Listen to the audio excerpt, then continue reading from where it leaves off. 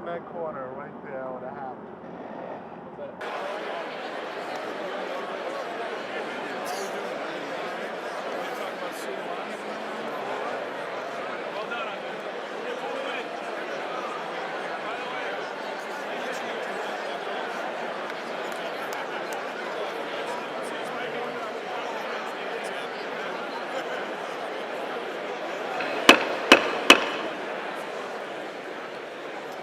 The joint session will come to order.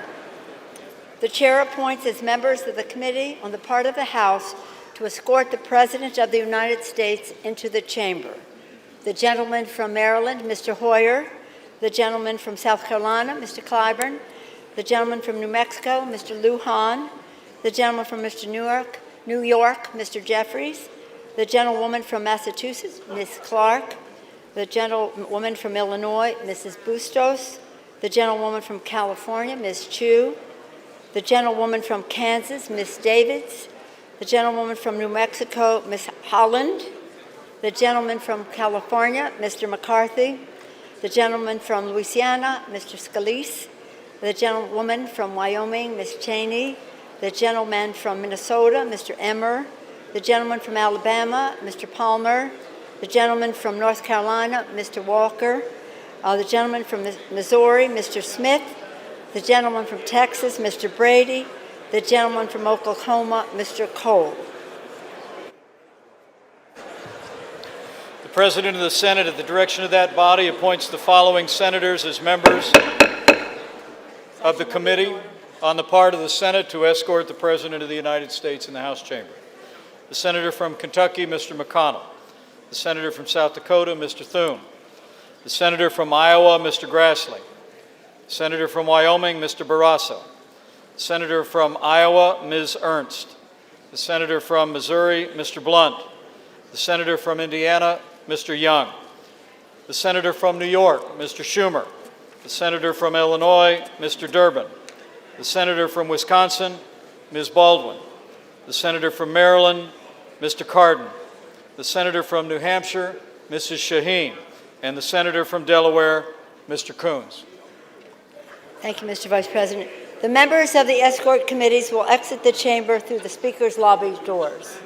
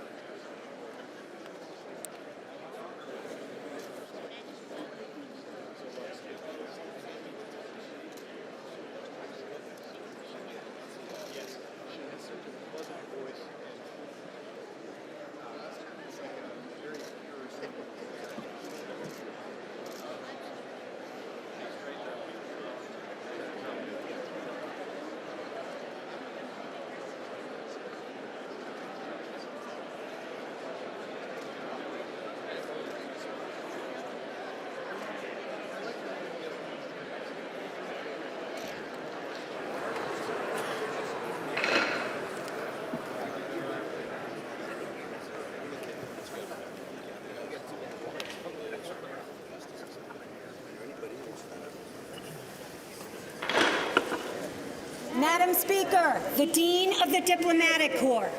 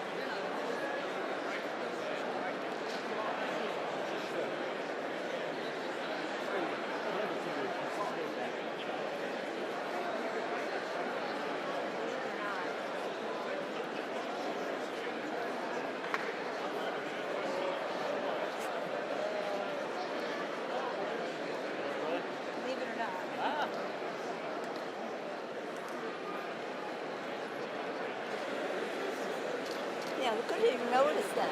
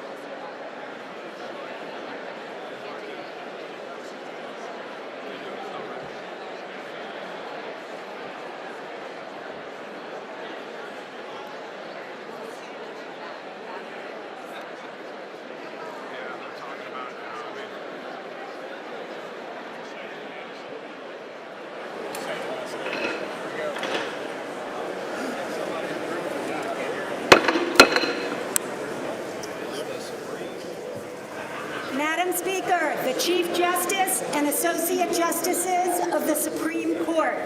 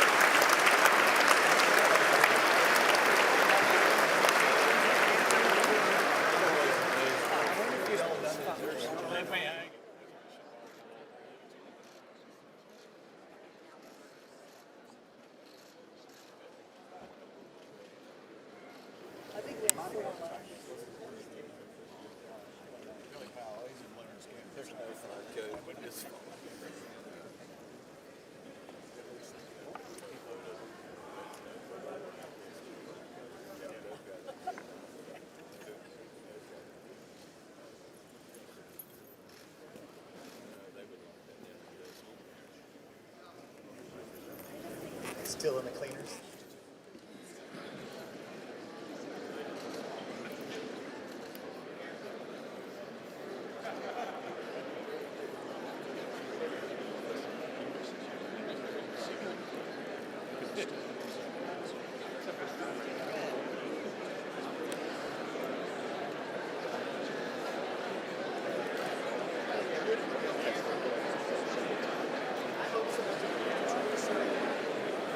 What happened to this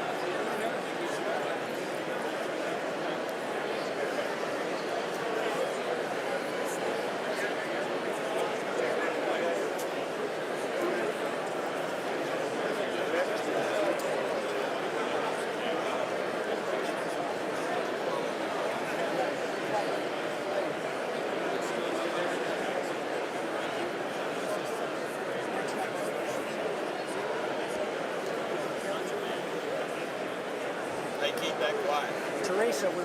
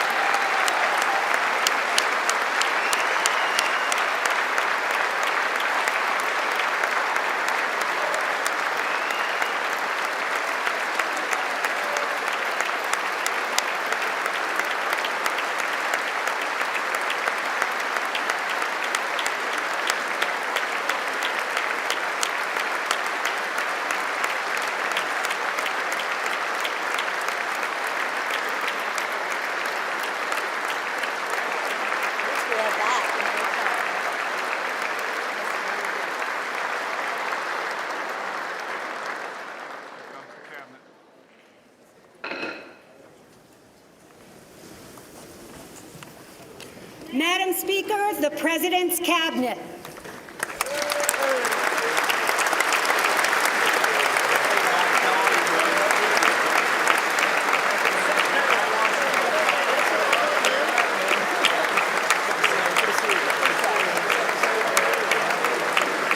first person walked in, nobody shook hands.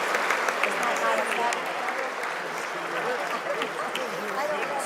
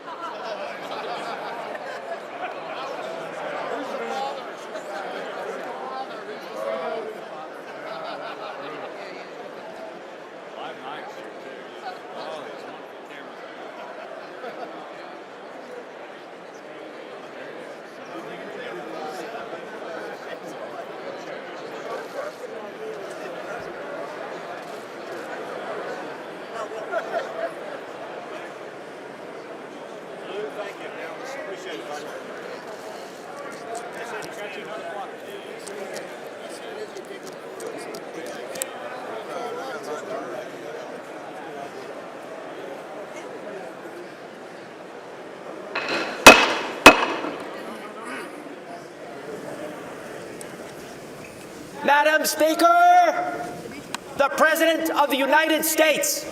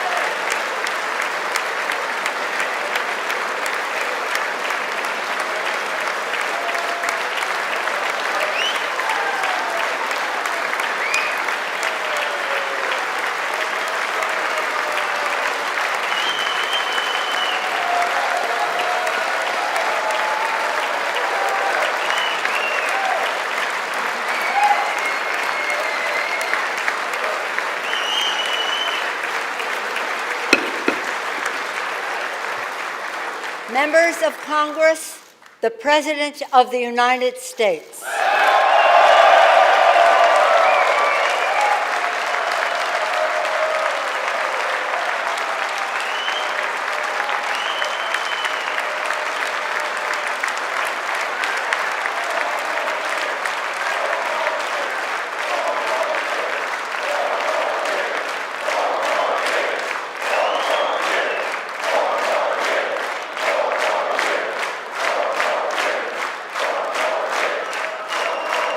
Thank you very much. Thank you. Thank you very much. Madam Speaker, Mr. Vice President, members of Congress, the First Lady of the United States,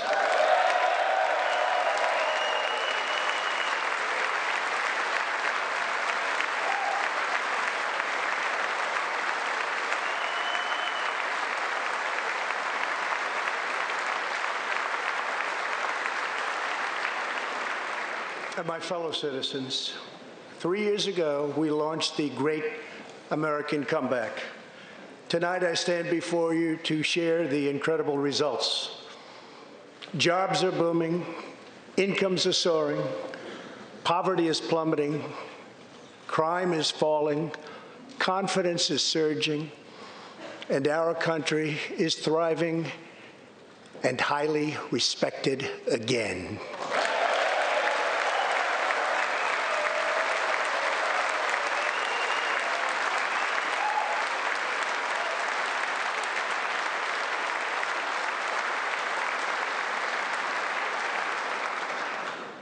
America's enemies are on the run. America's fortunes are on the rise, and America's future is blazing bright. The years of economic decay are over.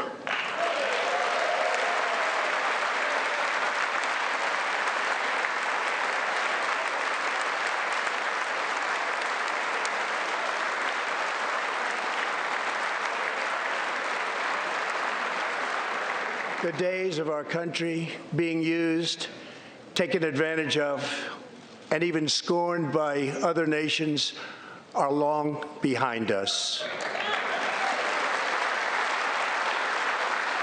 Gone too are the broken promises, jobless recoveries, tired platitudes, and constant excuses for the depletion of American wealth, power, and prestige. In just 3 short years, we have shattered the mentality of American decline, and we have rejected the downsizing of Americans' destiny. We have totally rejected the downsizing. We're moving forward at a pace that was unimaginable just a short time ago, and we are never, ever going back.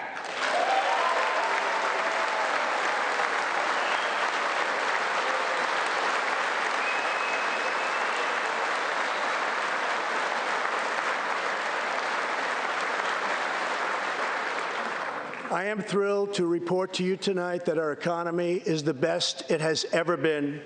Our military is completely rebuilt, with its power being unmatched anywhere in the world, and it's not even close. Our borders are secure. Our families are flourishing. Our values are renewed. Our pride is restored. And for all of these reasons, I say to the people of our great country, and to the members of Congress, the state of our union is stronger than ever before.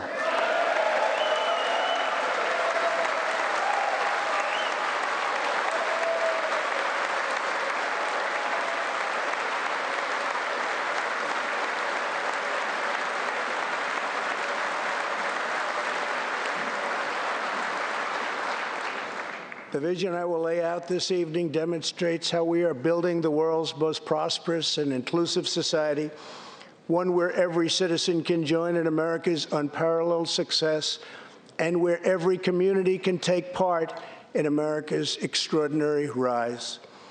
From the instant I took office, I moved rapidly to revive the U.S. economy, slashing a record number of job-killing regulations, enacting historic and record-setting tax cuts, and fighting for fair and reciprocal trade agreements.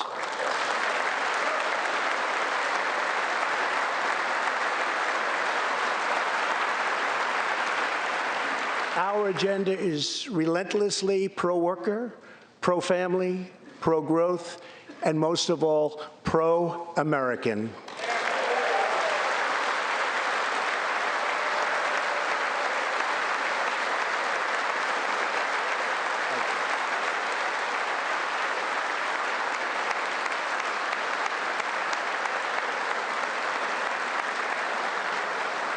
Thank you. We are advancing with unbridled optimism and lifting our citizens of every race, color, religion, and creed very, very high. Since my election, we have created 7 million new jobs, 5 million more than government experts projected during the previous administration.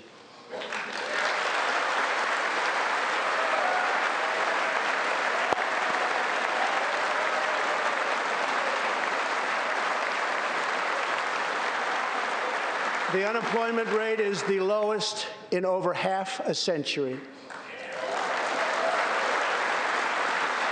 And very incredibly, the average unemployment rate under my administration is lower than any administration in the history of our country.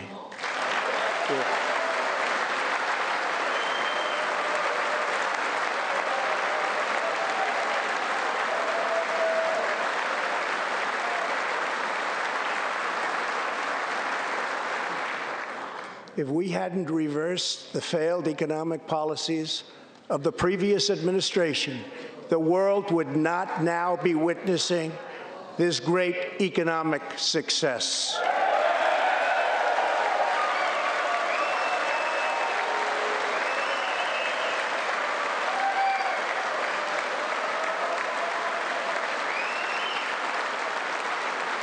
The unemployment rate for African Americans, Hispanic Americans, and Asian Americans has reached the lowest levels in history.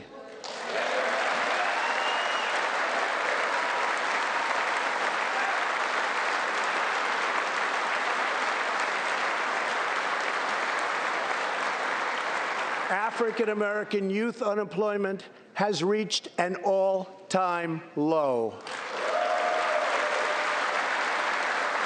African American poverty has declined to the lowest rate ever recorded. The unemployment rate for women reached the lowest level in almost 70 years, and last year women filled 72% of all new jobs added.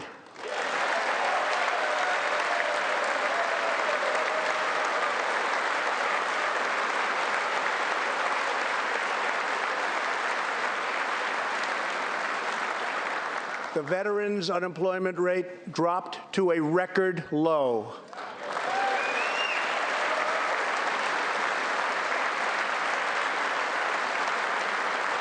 The unemployment rate for disabled Americans has reached an all-time low.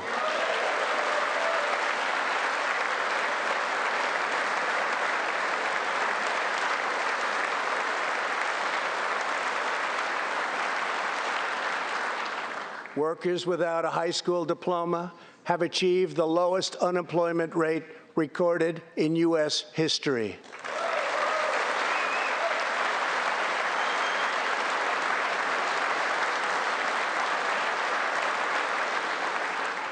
A record number of young Americans are now employed. Under the last administration, more than 10 million people were added to the food stamp rolls. Under my administration, 7 million Americans have come off food stamps, and 10 million people have been lifted off of welfare.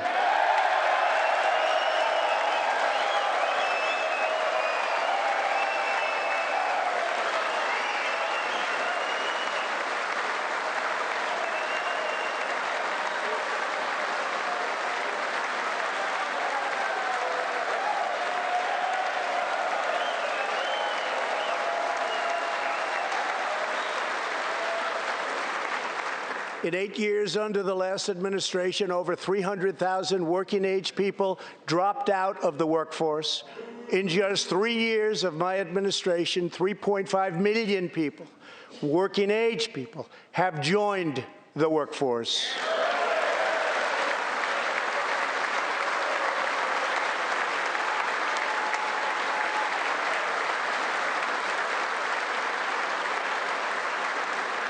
Since my election, the net worth of the bottom half of wage earners has increased by 47%, 3 times faster than the increase for the top 1%.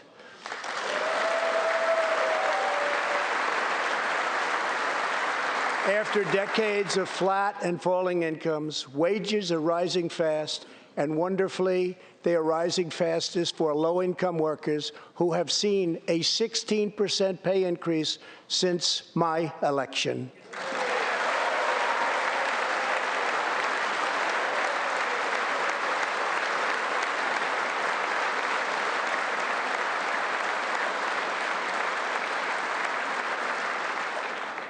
This is a blue-collar boom.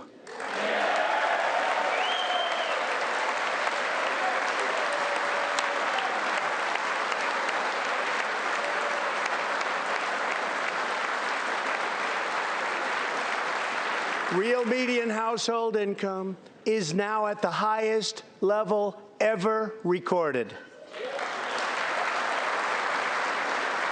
Since my election, U.S. stock markets have soared 70%, adding more than $12 trillion to our nation's wealth, transcending anything anyone believed was possible. This is a record. It is something that every country in the world is looking up to. They admire.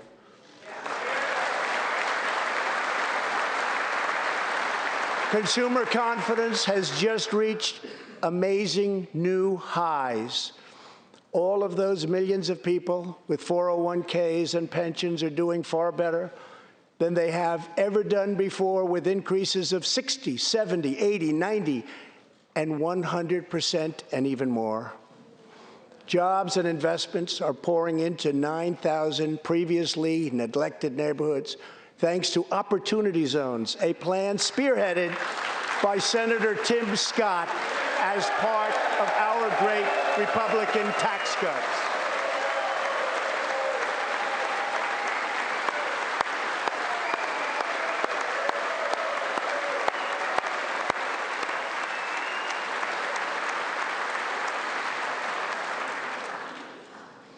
In other words, wealthy people and companies are pouring money into poor neighborhoods or areas that haven't seen investment in many decades, creating jobs, energy, and excitement.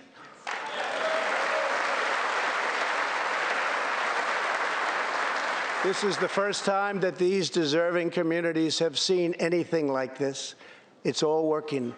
Opportunity Zones are helping Americans like Army veteran Tony Rankins from Cincinnati, Ohio.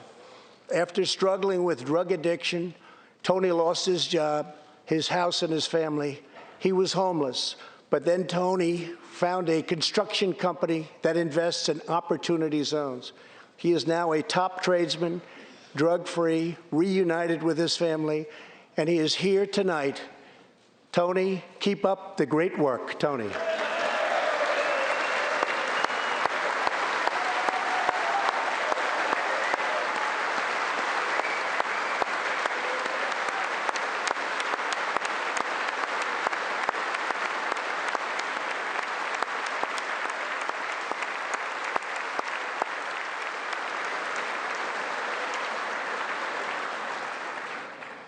Thank you, Tony.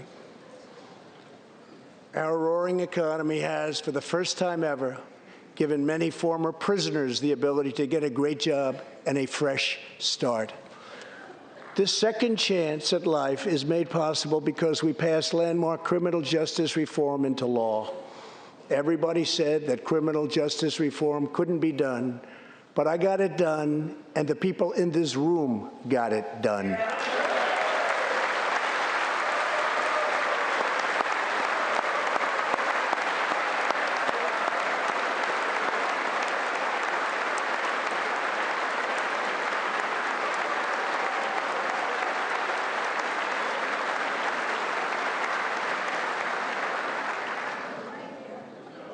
Thanks to our bold regulatory reduction campaign, the United States has become the #1 producer of oil and natural gas anywhere in the world, by far.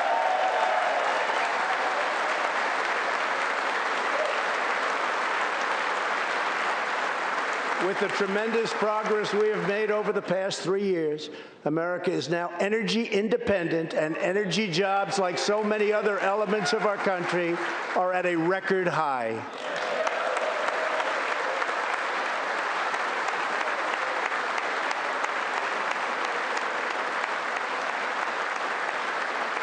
We are doing numbers that no one would have thought possible just 3 years ago. Likewise, we are restoring our nation's manufacturing might, even though predictions were, as you all know, that this could never, ever be done. After losing 60,000 factories under the previous 2 administrations, America has now gained 12,000 new factories under my administration, with thousands upon thousands of plants and factories being planned or being built.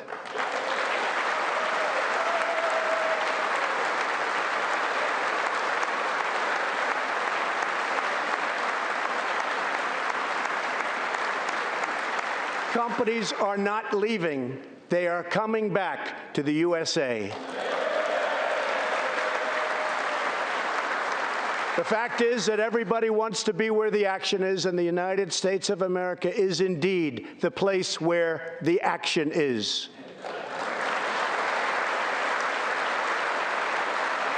One of the biggest promises I made to the American people was to replace the disastrous NAFTA trade deal.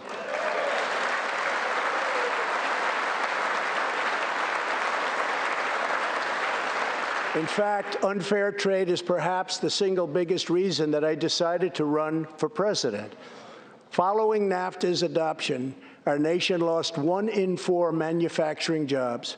Many politicians came and went, pledging to change or replace NAFTA, only to do so, and then absolutely nothing happened. But unlike so many who came before me, I keep my promises. We did our job.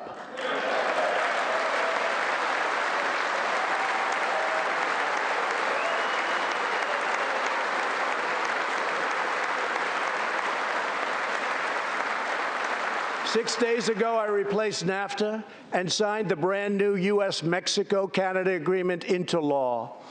The USMCA will create nearly 100,000 new high-paying American auto jobs and massively boost exports for our farmers, ranchers, and factory workers.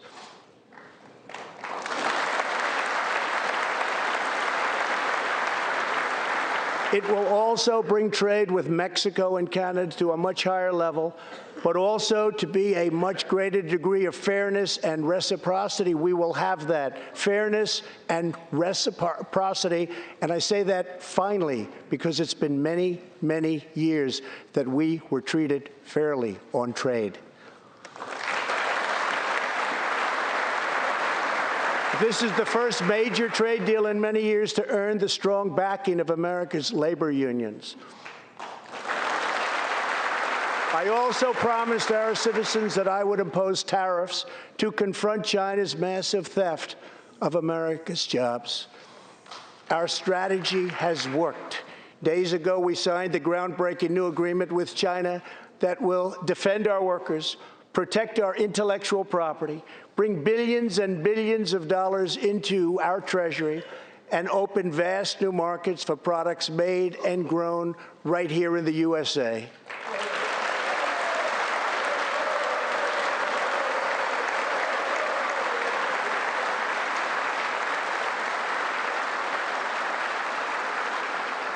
For decades, China has taken advantage of the United States.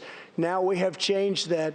But at the same time, we have perhaps the best relationship we've ever had with China, including with President Xi.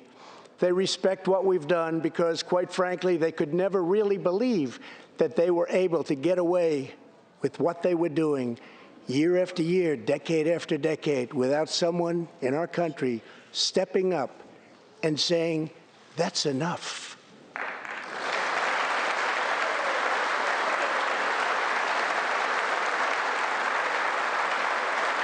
Now we want to rebuild our country, and that's exactly what we're doing. We are rebuilding our country. As we restore American leadership throughout the world, we are once again standing up for freedom in our hemisphere. That's why my administration reversed the failing policies of the previous administration on Cuba.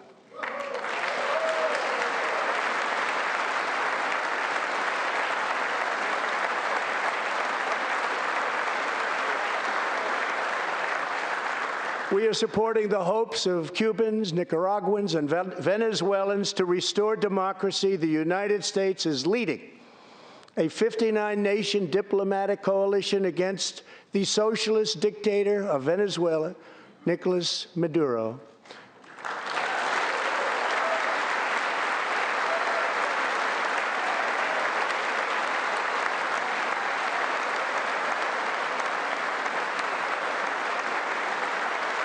Maduro is an illegitimate ruler, a tyrant who brutalizes his people, but Maduro's grip on tyranny will be smashed and broken. Here this evening is a very brave man who carries with him the hopes, dreams, and aspirations of all Venezuelans. Joining us in the gallery is the true and legitimate president of Venezuela, Juan Guaido. Mr. President, please take this message back to your family.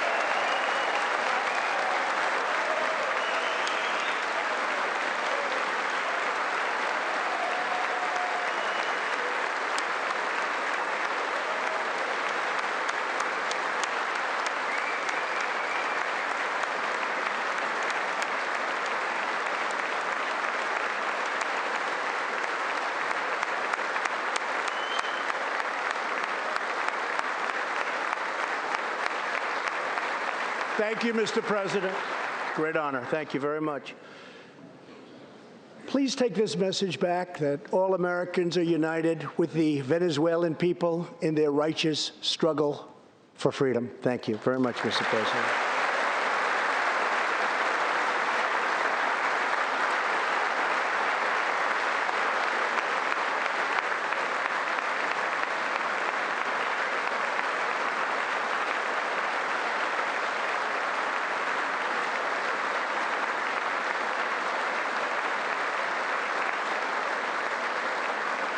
Thank you very much. Socialism destroys nations, but always remember, freedom unifies the soul.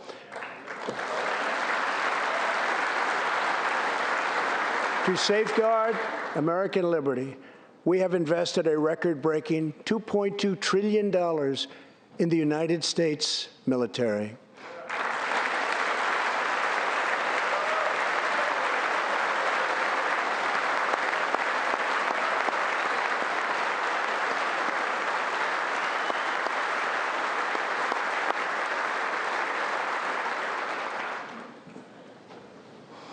We have purchased the finest planes, missiles, rockets, ships, and every other form of military equipment, and it's all made right here in the USA.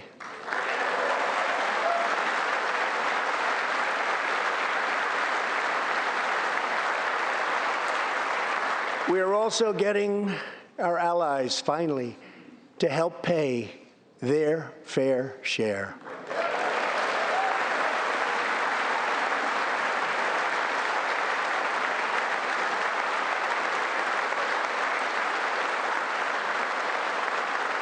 I have raised contributions from other NATO members by more than $400 billion, and the number of allies meeting their minimum obligations has more than doubled. And just weeks ago, for the first time since President Truman established the Air Force, more than 70 years earlier, we created a brand new branch of the United States Armed Forces. It's called the Space Force. Very important.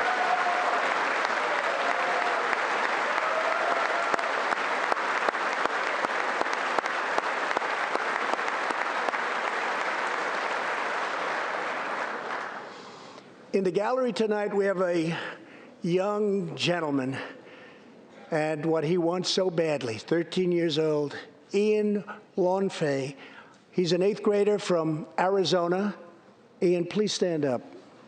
Ian has always dreamed of going to space. He was the first in his class and among the youngest at an aviation academy. He aspires to go to the Air Force Academy, and then he has his eye on the Space Force. As Ian says, most people look up at space. I want to look down on the world.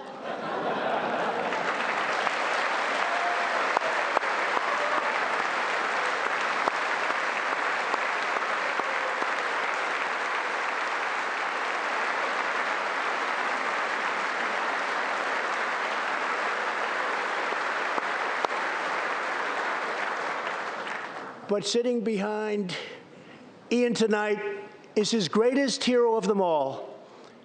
Charles McGee was born in Cleveland, Ohio, 1 century ago. Charles is one of the last surviving Tuskegee Airmen, the first black fighter pilots, and he also happens to be Ian's great-grandfather.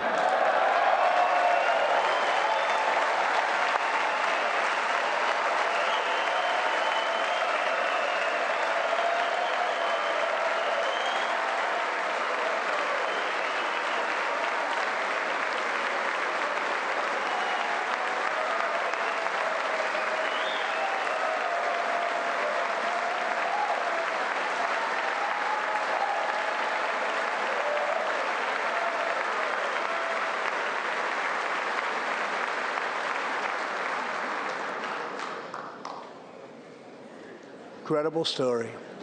After more than 130 combat missions in World War II, he came back home to a country still struggling for civil rights and went on to serve America in Korea and Vietnam. On December 7th, Charles celebrated his 100th birthday.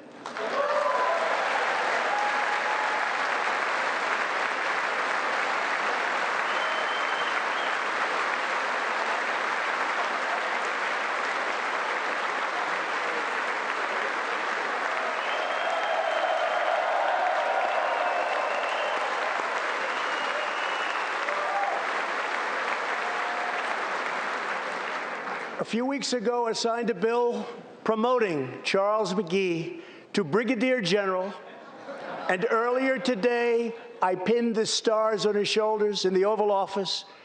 General McGee, our nation salutes you. Thank you, sir.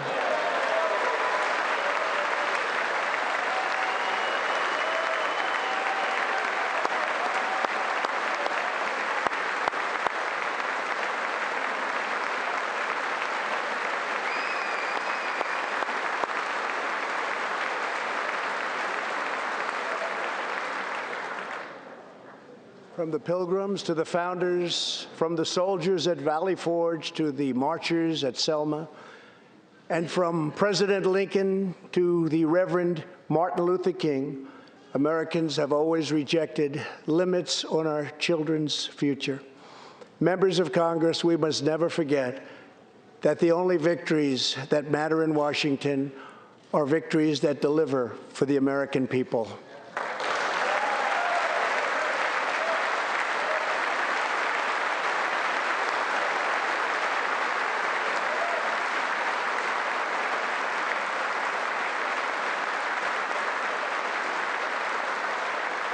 The people are the heart of our country. Their dreams are the soul of our country, and their love is what powers and sustains our country. We must always remember that our job is to put America first.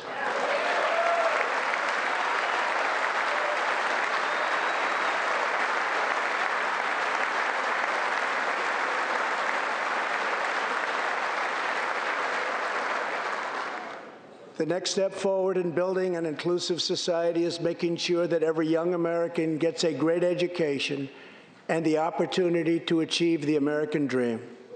Yet for too long, countless American children have been trapped in failing government schools. To rescue these students, 18 states have created school choice in the form of opportunity scholarships. The programs are so popular that tens of thousands of students remain on a waiting list. One of those students is Janiyah Davis, a fourth grader from Philadelphia. Janiyah.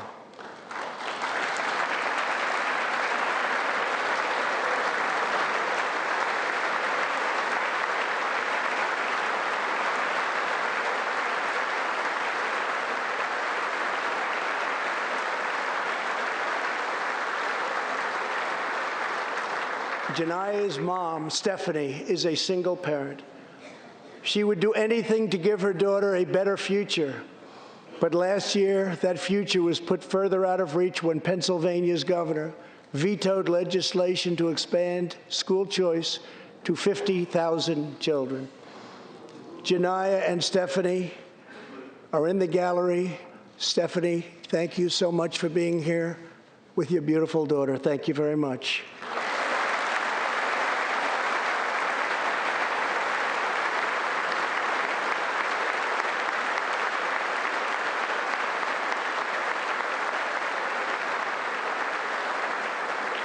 But Janiyah, I have some good news for you, because I am pleased to inform you that your long wait is over.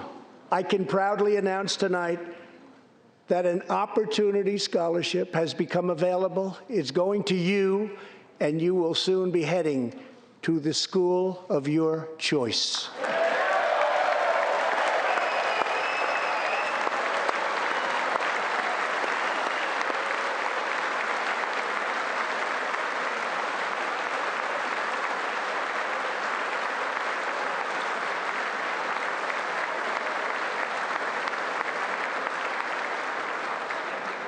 Now I call on Congress to give 1 million American children the same opportunity Janiyah has just received. Pass the Education Freedom Scholarships and Opportunities Act, because no parent should be forced to send their child to a failing government school.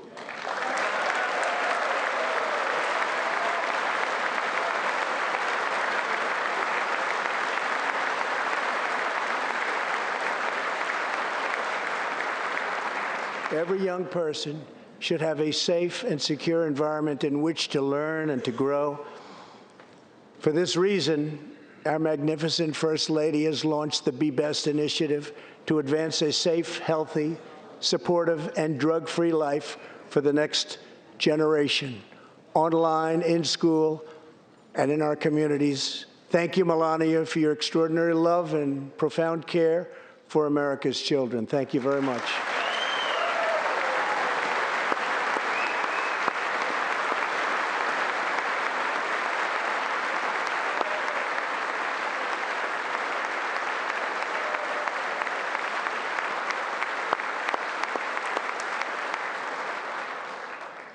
My administration is determined to give our citizens the opportunities they need, regardless of age or background. Through our pledge to American workers, over 400 companies will also provide new jobs and education opportunities to almost 15 million Americans. My budget also contains an exciting vision for our nation's high schools. Tonight, I ask Congress to support our students and back my plan to offer vocational and technical education in every single high school in America.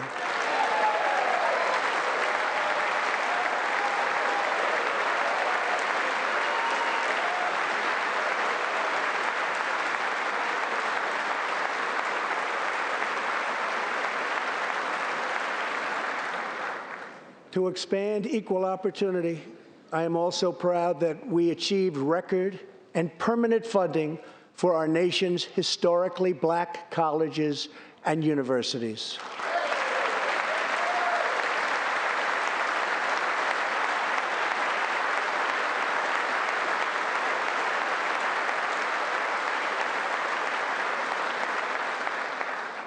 A good life for American families also requires the most affordable, innovative, and high-quality health care system on earth. Before I took office, health insurance premiums had more than doubled in just 5 years. I moved quickly to provide affordable alternatives. Our new plans are up to 60% less expensive and better.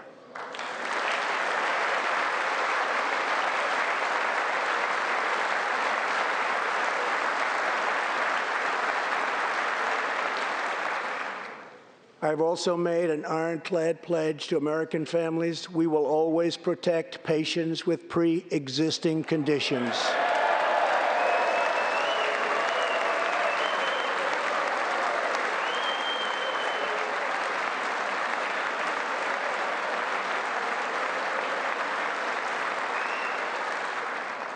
And we will always protect your Medicare, and we will always protect your Social Security, always.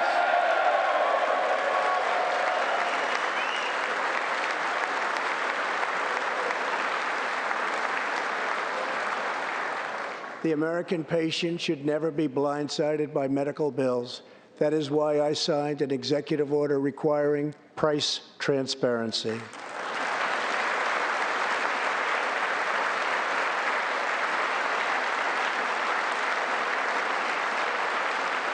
Many experts believe that transparency, which will go into full effect at the beginning of next year, will be even bigger than health care reform. It will save families massive amounts of money for substantially better care. But as we work to improve Americans' health care, there are those who want to take away your health care, take away your doctor, and abolish private insurance entirely. 132 lawmakers in this room have endorsed legislation to impose a socialist takeover of our health care system, wiping out the private health insurance plans of 180 million very happy Americans. To those watching at home tonight, I want you to know we will never let socialism destroy American health care.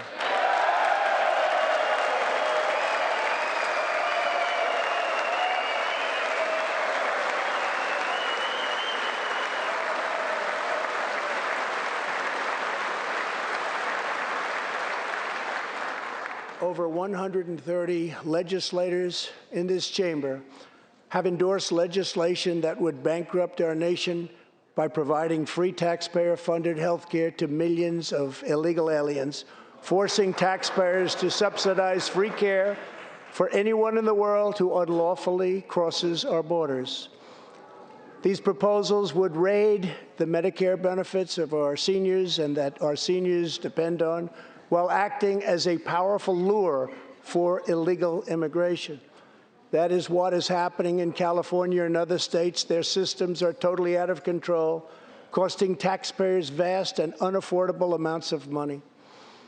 If forcing American taxpayers to provide unlimited free health care to illegal aliens sounds fair to you, then stand with the radical left. But if you believe that we should defend American patients and American seniors, then stand with me and pass legislation to prohibit free government health care for illegal aliens.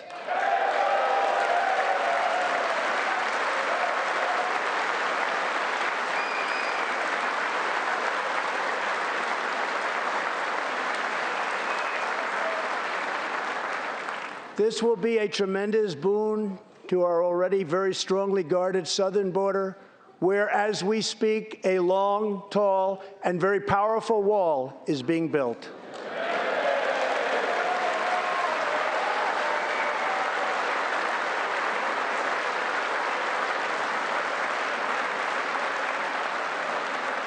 We have now completed over 100 miles and have over 500 miles fully completed in a very short period of time. Early next year, we will have substantially more than 500 miles completed.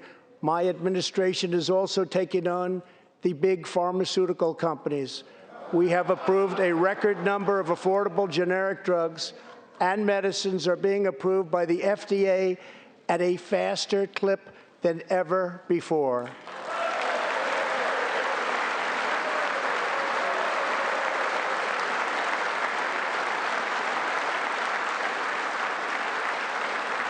And I was pleased to announce last year that for the first time in 51 years, the cost of prescription drugs actually went down.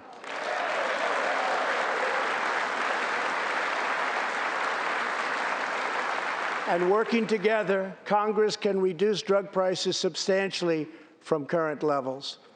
I've been speaking to Senator Chuck Grassley of Iowa and others in Congress in order to get something on drug pricing done, and done quickly and properly.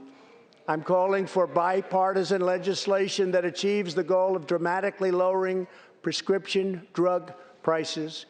Get a bill on my desk, and I will sign it into law immediately.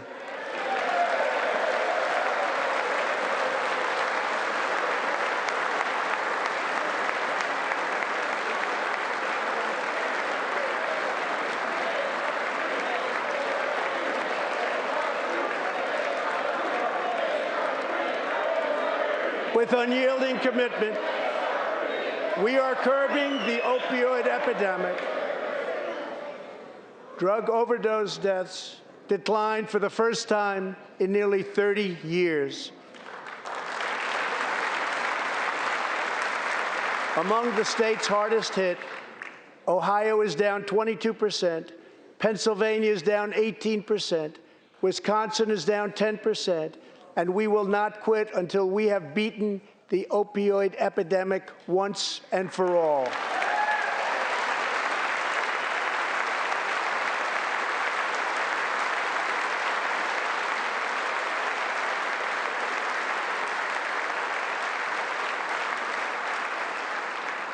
Protecting Americans' health also means fighting infectious diseases. We are coordinating with the Chinese government and working closely together on the coronavirus outbreak in China. My administration will take all necessary steps to safeguard our citizens from this threat. We have launched ambitious new initiatives to substantially improve care for Americans with kidney disease, Alzheimer's, and those struggling with mental health. And because Congress was so good as to fund my request, new cures for childhood cancer, and we will eradicate the AIDS epidemic in America by the end of this decade.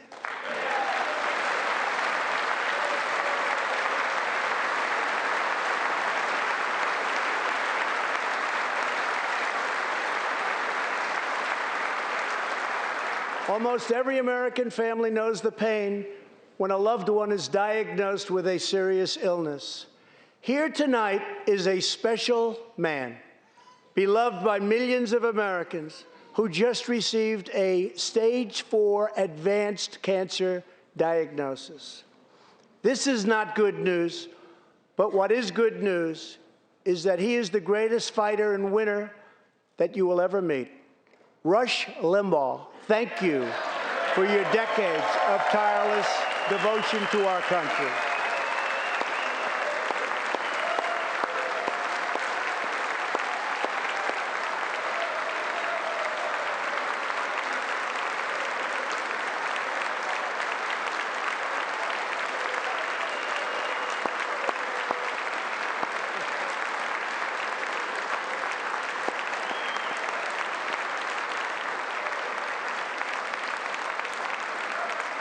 And Rush, in recognition of all that you have done for our nation, the millions of people a day that you speak to and that you inspire, and all of the incredible work that you have done for charity, I am proud to announce tonight that you will be receiving our country's highest civilian honor, the Presidential Medal of Freedom.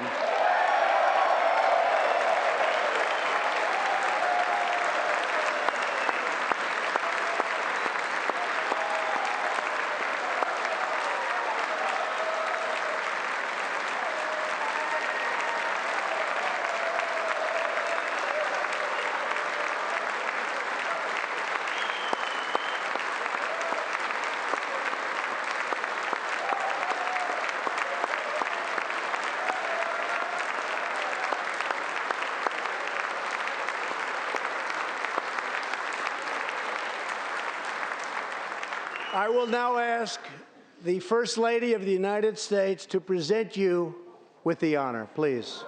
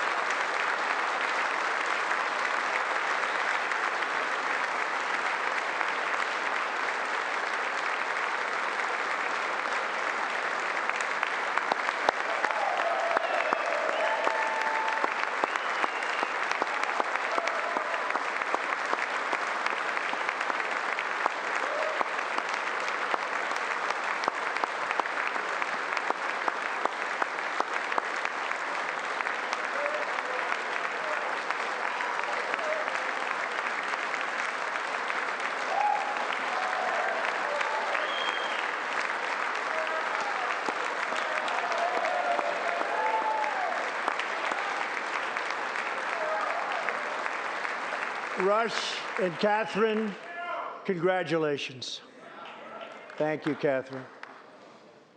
As we pray for all who are sick, we know that America is constantly achieving new medical breakthroughs.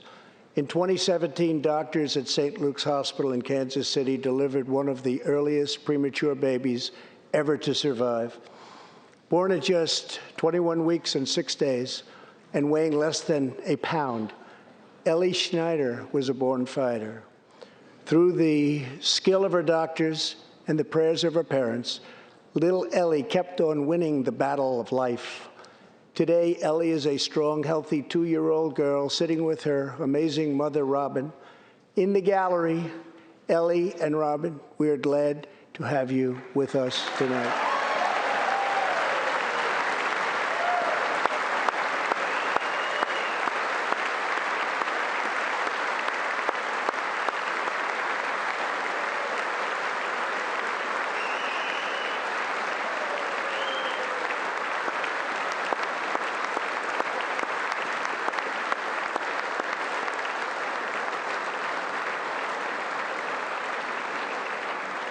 Ellie reminds us that every child is a miracle of life. And thanks to modern medical wonders, 50% of very premature babies delivered at the hospital where Ellie was born now survive. It's an incredible thing. Thank you very much. Our goal should be to ensure that every baby has the best chance to thrive and grow just like Ellie. That is why I'm asking Congress to provide an additional $50 million to fund neonatal research for America's youngest patients.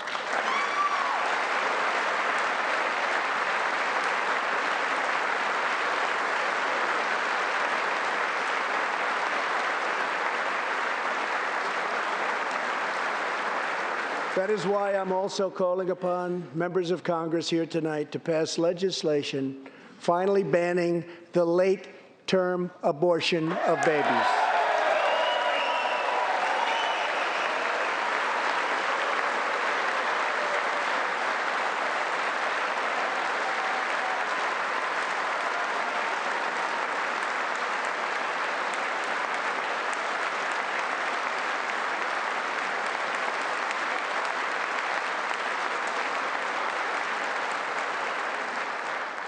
Whether we are Republican, Democrat, or Independent, surely we must all agree that every human life is a sacred gift from God.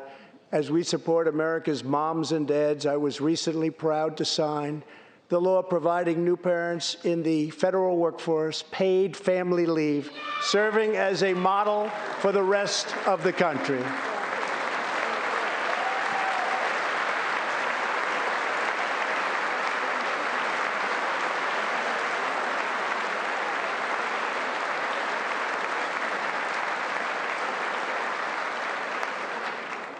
Now I call on Congress to pass the bipartisan Advancing Support for Working Families Act, extending family leave to mothers and fathers all across our nation.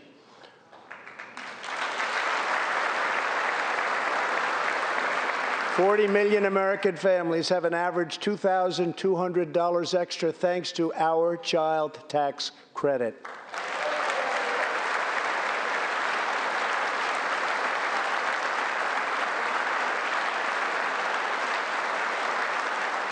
I've also overseen historic funding increases for high-quality child care, enabling 17 states to help more children, many of which have reduced or eliminated their wait lists altogether. And I sent Congress a plan with a vision to further expand access to high-quality child care and urge you to act immediately.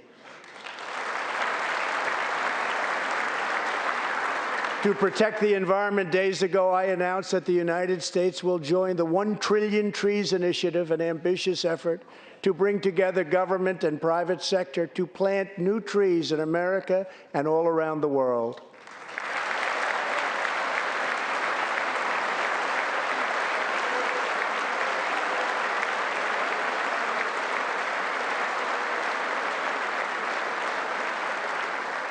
We must also rebuild America's infrastructure.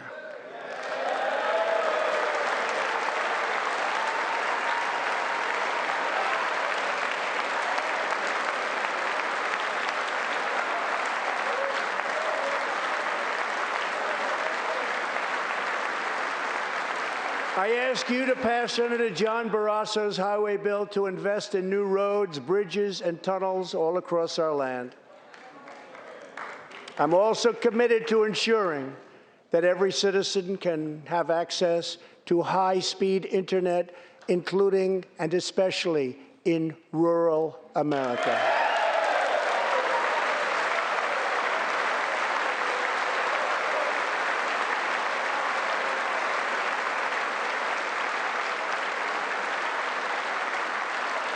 A better tomorrow for all Americans also requires us to keep America safe. That means supporting the men and women of law enforcement at every level, including our nation's heroic ICE officers.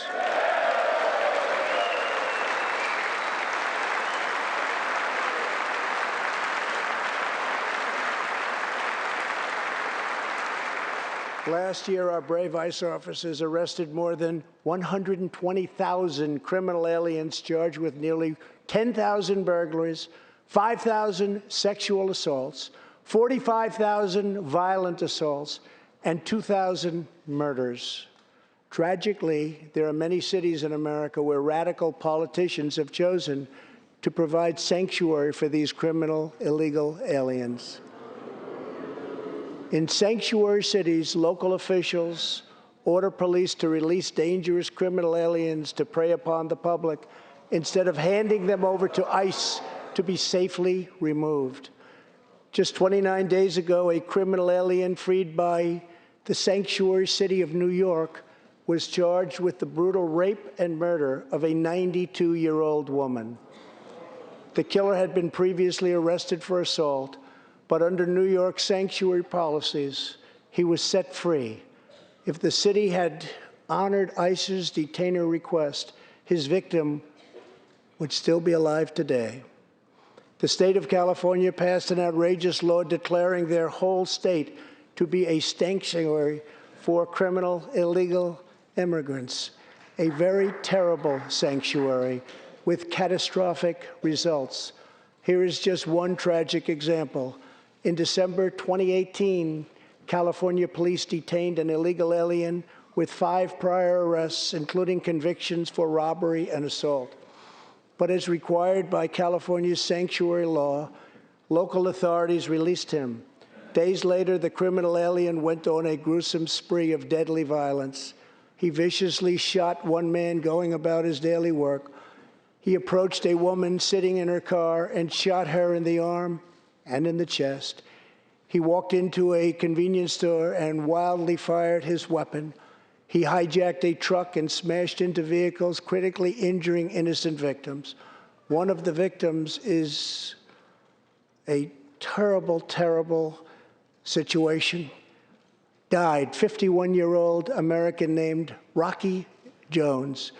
Rocky was at a gas station when this vile criminal fired 8 bullets at him from close range, murdering him in cold blood. Rocky left behind a devoted family, including his brothers, who loved him more than anything else in the world. One of his grieving brothers is here with us tonight. Jody, would you please stand? Jody, thank you.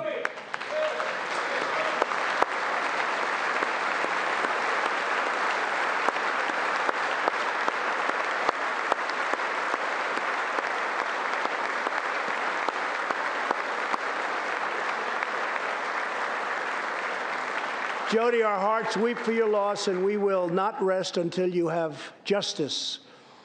Senator Tom Tillis has introduced legislation to allow Americans like Jody to sue sanctuary cities and states when a loved one is hurt or killed as a result of these deadly practices.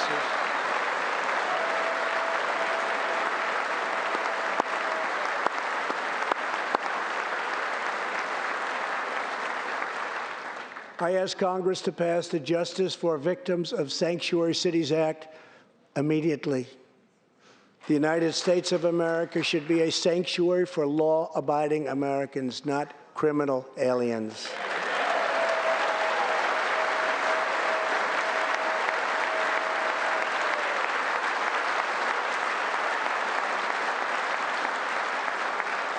In the last 3 years, ICE has arrested over 5,000 wicked human traffickers, and I have signed 9 pieces of legislation to stamp out the menace of human trafficking domestically and all around the globe.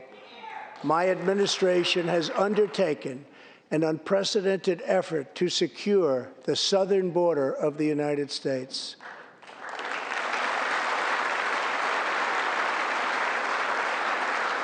Before I came into office, if you showed up illegally on our southern border and were arrested, you were simply released and allowed into our country, never to be seen again. My administration has ended catch and release.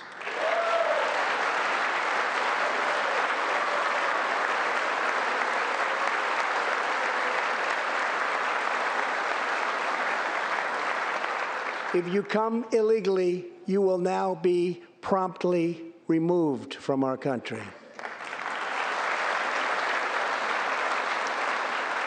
Very importantly, we entered into historic cooperation agreements with the governments of Mexico, Honduras, El Salvador, and Guatemala. As a result of our unprecedented efforts, illegal crossings are down 75% since May, dropping 8 straight months in a row.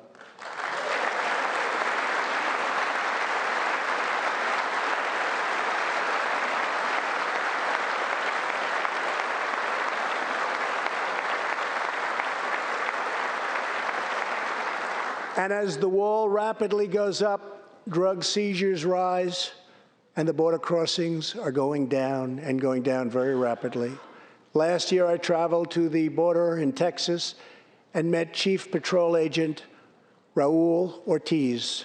Over the last 24 months, Agent Ortiz and his team have seized more than 200,000 pounds of poisonous narcotics, arrested more than 3,000 human smugglers, and rescued more than 2,000 migrants. Days ago, Agent Ortiz was promoted to Deputy Chief of Border Patrol, and he joins us tonight. Chief Ortiz, please stand.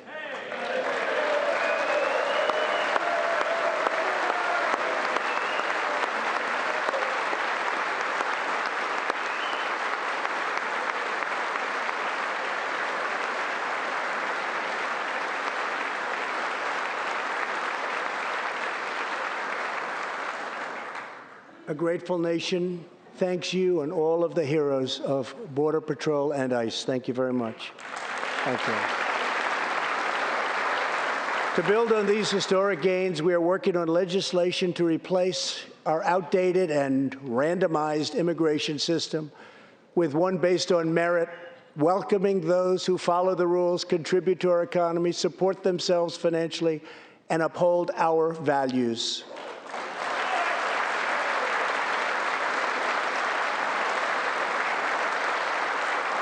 With every action, my administration is restoring the rule of law and reasserting the culture of American freedom.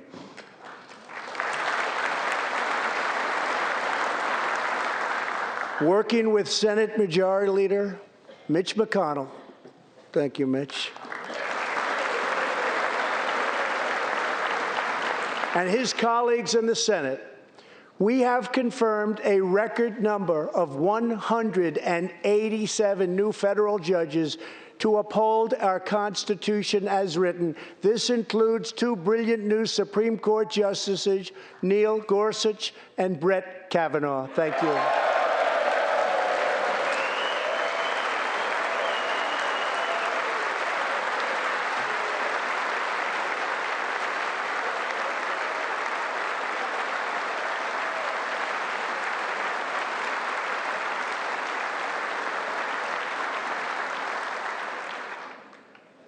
And we have many in the pipeline.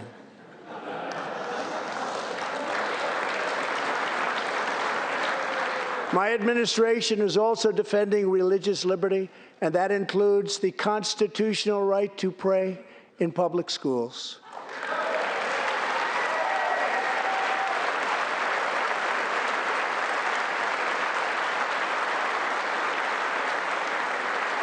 In America, we don't punish prayer. We don't tear down crosses. We don't ban symbols of faith. We don't muzzle preachers and pastors. In America, we celebrate faith. We cherish religion. We lift our voices in prayer, and we raise our sights to the glory of God. Just as we believe in the First Amendment, we also believe in another constitutional right that is under siege all across our country. So long as I am president, I will always protect your Second Amendment right to keep and bear arms.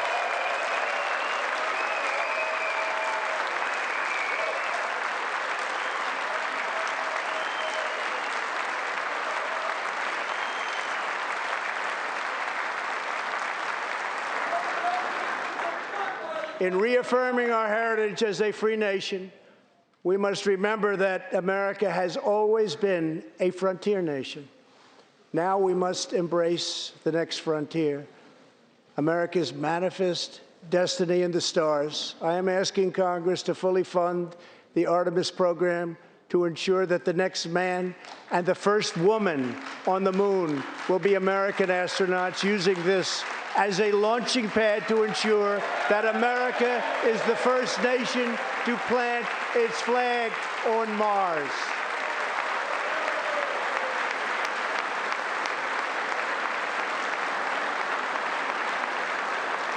My administration is also strongly defending our national security and combating radical Islamic terrorism.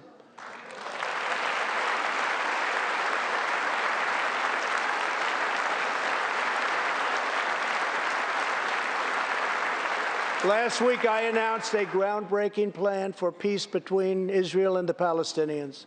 Recognizing that all past attempts have failed, we must be determined and creative in order to stabilize the region and give millions of young people the chance to realize a better future. 3 years ago, the barbarians of ISIS held over 20,000 square miles of territory in Iraq and Syria.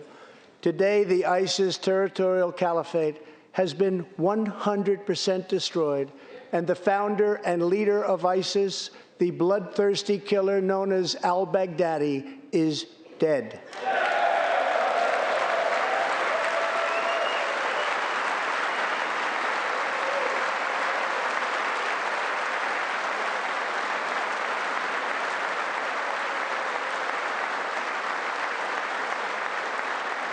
We are joined this evening by Carl and Marcia Mueller. After graduating from college, their beautiful daughter, Carla, became a humanitarian aid worker. She once wrote, "Some people find God in church, some people find God in nature, some people find God in love. I find God in suffering. I've known for some time what my life's work is, using my hands as tools to relieve suffering." In 2013, while caring for suffering civilians in Syria, Kayla was kidnapped, tortured, and enslaved by ISIS and kept as a prisoner of al-Baghdadi himself. After more than 500 horrifying days of captivity, al-Baghdadi murdered young, beautiful Kayla. She was just 26 years old. On the night that U.S. Special Forces operations ended al-Baghdadi's miserable life, the chairman of the Joint Chiefs of Staff, General Mark Milley, received a call in the Situation Room. He was told that the brave men of the elite Special Forces team that so perfectly carried out the operation had given their mission a name, Task Force 814. It was a reference to a special day, August 14th, Kayla's birthday. Carl and Marcia, America's warriors, never forgot Kayla, and neither will we. Thank you.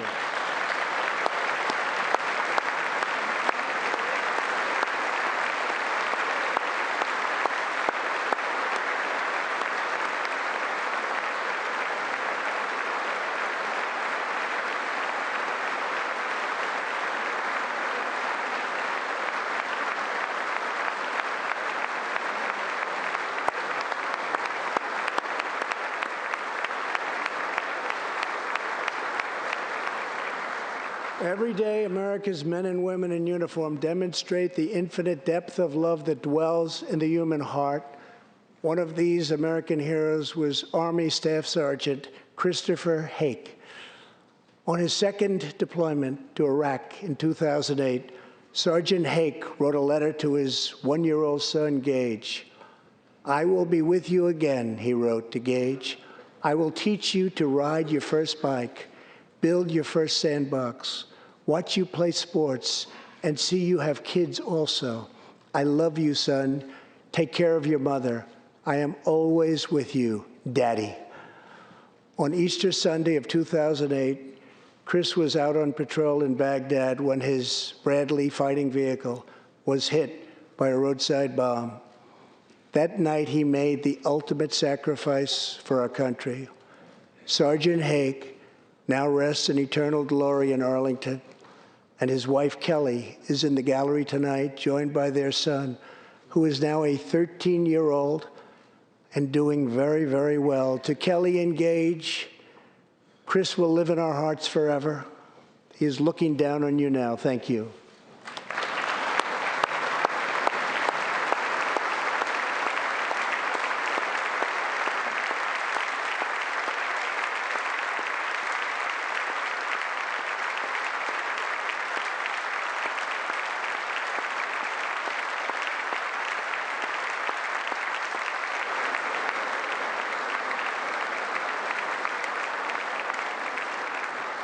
Thank you very much. Thank you both very much. The terrorist responsible for killing Sergeant Hake was Qasem Soleimani, who provided the deadly roadside bomb that took Chris's life. Soleimani was the Iranian regime's most ruthless butcher, a monster who murdered or wounded thousands of American service members in Iraq. As the world's top terrorist, Soleimani orchestrated the deaths of countless men, women, and children. He directed the December assault and went on to assault U.S. forces in Iraq, was actively planning new attacks when we hit him very hard. And that's why last month, at my direction, the U.S. military executed a flawless precision strike that killed Soleimani and terminated his evil reign of terror forever.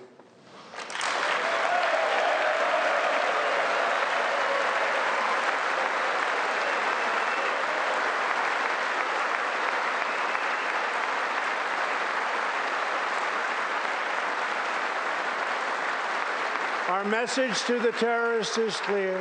You will never escape American justice. If you attack our citizens, you forfeit your life.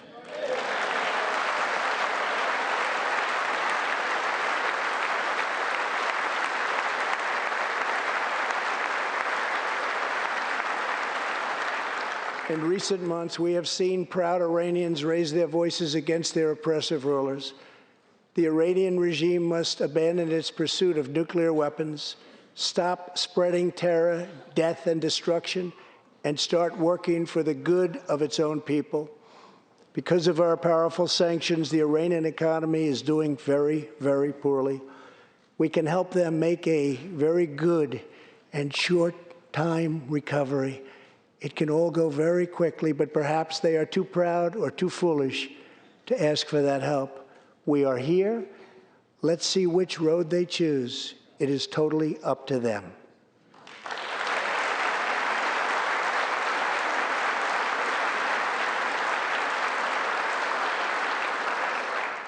As we defend American lives, we are working to end America's wars in the Middle East. In Afghanistan, the determination and valor of our warfighters has allowed us to make tremendous progress, and peace talks are now underway. I am not looking to kill hundreds of thousands of people in Afghanistan, many of them totally innocent. It is also not our function to serve other nations as law enforcement agencies. These are warfighters that we have, the best in the world, and they either want to fight to win or not fight at all. We are working to finally end America's longest war and bring our troops back home.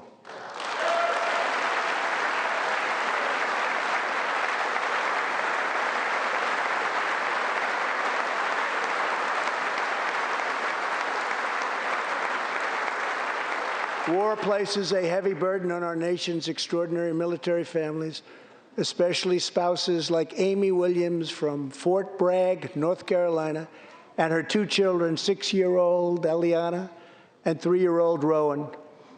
Amy works full-time and volunteers countless hours helping other military families. For the past 7 months, she has done it all while her husband, Sergeant First Class Townsend Williams, is in Afghanistan on his 4th deployment in the Middle East. Amy's kids haven't seen their father's face in many months. Amy, your family's sacrifice makes it possible for all of our families to live in safety and in peace, and we want to thank you. Thank you, Amy.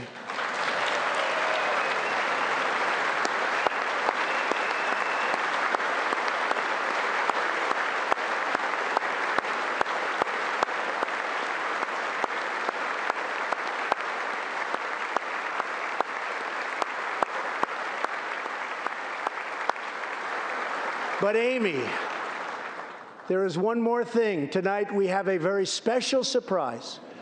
I am thrilled to inform you that your husband is back from deployment. He is here with us tonight, and we couldn't keep him waiting any longer.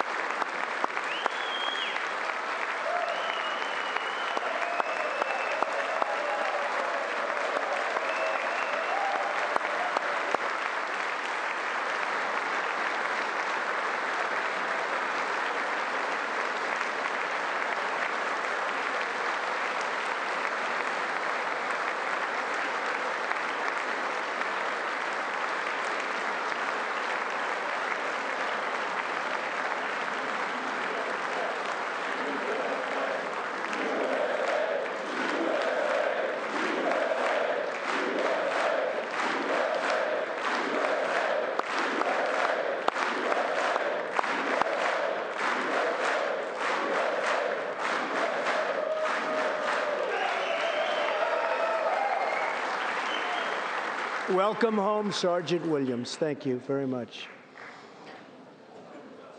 As the world bears witness tonight, America is a land of heroes.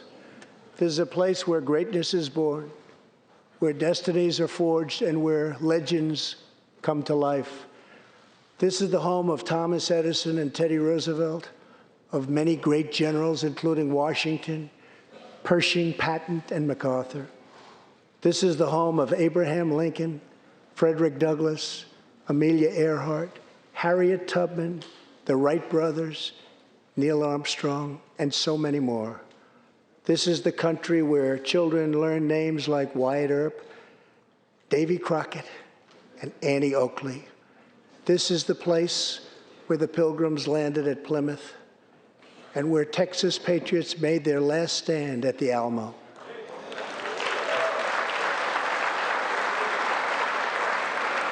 The beautiful, beautiful Alamo. The American nation was carved out of the vast frontier by the toughest, strongest, fiercest, and most determined men and women ever to walk on the face of the earth.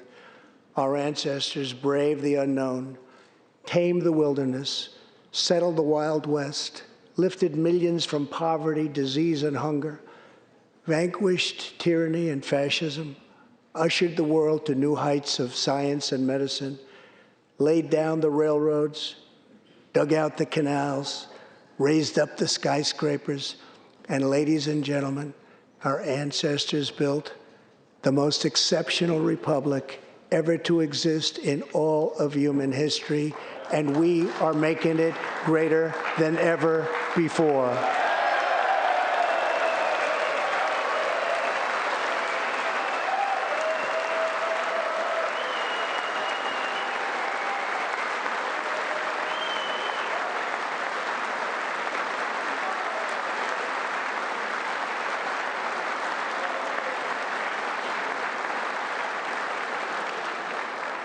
This is our glorious and magnificent inheritance. We are Americans. We are pioneers. We are the pathfinders. We settled the new world. We built the modern world. And we changed history forever by embracing the eternal truth that everyone is made equal by the hand of Almighty God.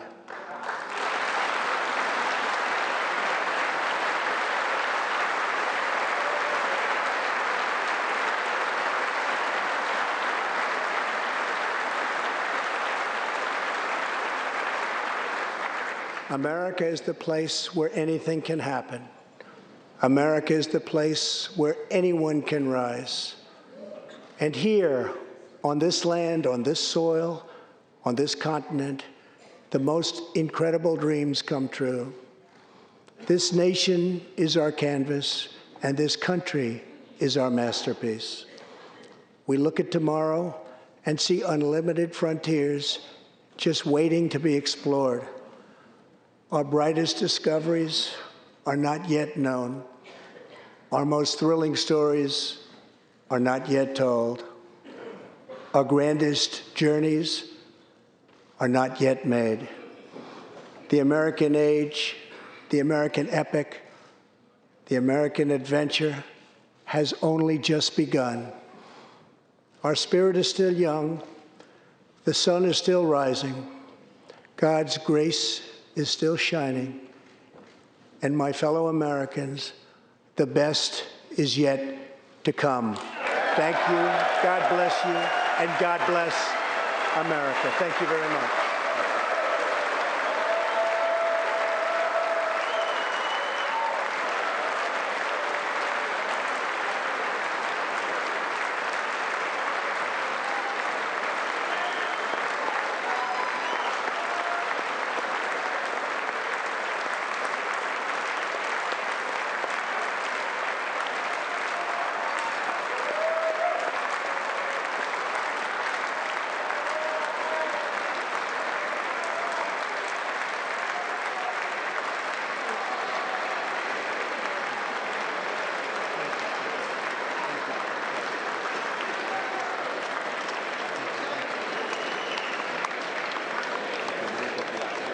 1 hour and 15 minutes on the clock, and there were a lot of moments in this speech, and we'll go through a number of them, including the one you saw at the end there, where Speaker Nancy Pelosi appeared to take the speech in her hand and rip it in half.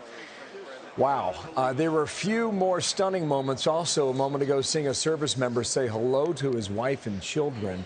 Chants of USA up in the gallery. And if you go to the moment that began the night, that will be talked about by many, not just that what we saw by Speaker Pelosi, as the president signs a House member's tie there on the way out. There was a moment in the beginning that happened when President Trump picked up the speech and handed it to Speaker Pelosi. She appeared to reach her hand out to him, but it did not happen. There was no handshake. Now, in about 17 hours, the U.S. Senate's going to vote on 2 articles of impeachment. The president expected to be acquitted on that. He did not even mention the word tonight. What was stunning to this observer was the body language in the chamber. During so many moments, Republicans were sometimes joyous, Democrats clearly expressing their disdain, an obvious political and sometimes personal divide in Washington was clear and evident tonight. For the president, his job was clear: sell the economy. His key lines in the beginning: the years of economic decay are over. This is a blue-collar boom. He sold his trade deals signed with Mexico, China, and Canada, saying, unlike others, we did our job. Now, we are about 9 months from an election with tens of millions watching tonight, and this was a big stage for that campaign to begin for the White House. We will get the Democratic response in a few minutes, but before that starts, we've got about 5 minutes. Back with our team now: Marie Harf, former spokeswoman for the Obama State Department; Jonathan Swan, national political reporter of Axios; Molly Hemingway, senior editor of The Federalist; and Ari Fleischer, former White House press secretary for President George W. Bush. Ari, I was going to ask you to rate it and how it went, but that moment at the end where Speaker Pelosi took the speech and the paper in front of her and ripped it in half is something that certainly will be talked about. Go ahead, grade it. What happened tonight? What did we just watch and hear, Ari? You know, Bill, here's my take. We live in a very polarized era, and the president typically plays to his base, but this was a speech tonight where he tried to rise above his base and be inclusive. He talked about a blue-collar boom. He talked about inclusiveness. And particularly, this was a speech designed to appeal to African Americans. He talked about explicitly the Tuskegee Airmen, civil rights, Martin Luther King, Selma, historically black colleges and universities, Frederick Douglass and Harriet Tubman. That was a direct appeal in an election year to the African American vote. And I do want to point out, Trump doubled McCain's vote among African Americans and had 33% more of the vote than Mitt Romney. He's trying for double digits. There was a lot of that in the speech tonight. Okay, I'm going to try and get everybody in before we hear from the Democratic governor from Michigan. Molly Hemingway, frame what you heard tonight for the past hour and 15 minutes. That was a masterful speech from President Trump. He was able to go through how the successes of the economy, bipartisan successes that he'd had. He was generous with Congress insofar as they contributed to that. And he really articulated a return to an American foreign policy where there is strength but restraint, something that we haven't really seen since Reagan, but goes all the way back to Eisenhower. And we'd had a brief detour of that in recent administrations. And thinking through the cost of war, which was one of those interesting things, and how much families have to pay when we have war fighters in foreign lands on extended tours. And that is, it's kind of a masterful election year speech. And it also highlighted how small Democrats seem. It's just a coincidence that today is one of the worst days Democrats have had in this administration, also one of the best days President Trump has had. And it was hard to ignore that disparity and watching people who had to struggle who wanted to stay silent in their seats. But it looked very weird to see them sitting silently as American heroes were being praised. Let me bounce your commentary off Marie Harf for the other perspective on that. It's been a tough 24 hours if you go back to the Iowa caucuses. And Marie, what did you think of the reaction on behalf of Democrats in the chamber? Maybe Speaker Pelosi went into this evening tonight. The president certainly knows how to put on a show, and he did that tonight. The stories, the personal stories, were quite touching. They were used to illustrate, I think, really important policy questions.